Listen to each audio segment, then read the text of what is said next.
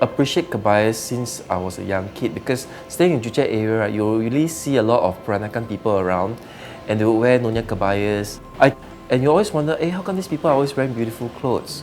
I actually complete my accounting degree, in fact, and I actually had some work experience doing accounting. It's just that when I came back to help out my family business, back then they used to run a restaurant in this place here, like a fringe business. Back then, we decided to have a small corner in our shop selling some Peranakan souvenirs. Over the period, selling these souvenirs, especially kebaya is one of the souvenirs I sell, I came to fall in love with the Peranakan culture and its material culture. And that's where I was thinking, maybe I should not pursue my CPA Australia, but focus on my cultural business, and that's what I'm doing now. Back then, I do not have any kebaya experience. Instead, I have like middle people from Indonesia coming down, and they take my designs that I drew and they will get it embroidered back in their workshops. I only get to really dabble into kebaya making only in, I think in 2005, 2006. After a few months later, we do have a situation where a customer was trying some of the vintage kebayas, and sadly to say, she broke the lace. A vintage kebaya and the lace broke. It's like a big matter to us back then. They said, alamak, how to sell this kebaya anymore? Then there's this lady in her late 70s back then, I think early 70s or late 70s. She came and she saw our predicament and she said, you have extra threads or not?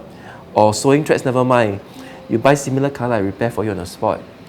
So it was quite amazing because she was repairing it quite fast. Then I asked her, said, could you do me a favor? Could you teach me how to do kebaya sulam? And she said that she's very old, she hasn't done sulam for a long time, but she did remember what are the basics to prepare the machine to do the embroidery. And she taught me all the basics to remove the parts here and there to do the embroidery. And she said, all is up to myself to explore. Once I've managed to master how to embroider and control the machine, my next step is how to embroider like the kebayas.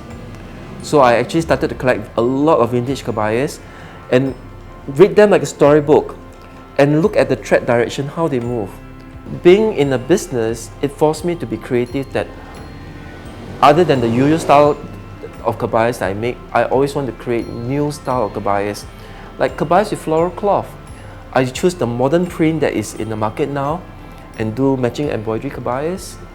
Or I use plain weave kebayas and I do lots of embroidery cut work to emulate lace. So these are the creative ways that I have to force myself to move ahead.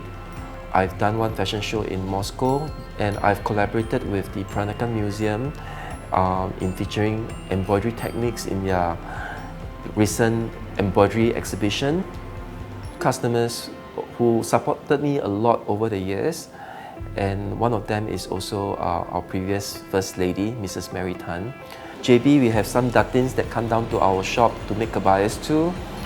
And Ho Chin, she has actually got her staff to actually approach me to design an embroidered shawl, which she actually gave out to Michelle Obama during the Singapore visit to the States.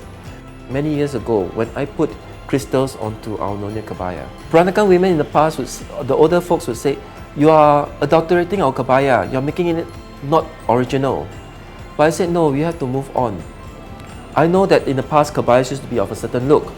Now I want to bring the look further up, and I put crystals on top. After a few years later, more and more young people are accepting to it, and they want to wear kebayas with crystals. This is a way of bringing the culture and the costume forward. Till today, nobody has criticized me further on putting crystals on the clothes. When I do kebayas which are quite out of the box, for example, like I did a kebaya which is halter cut, sleeveless. I even did a kebaya which is bareback. My customers, when they wear out, they feel proud of it because they feel that, oh, this is a Raymond Wong's creation. And it's from Kim Chu.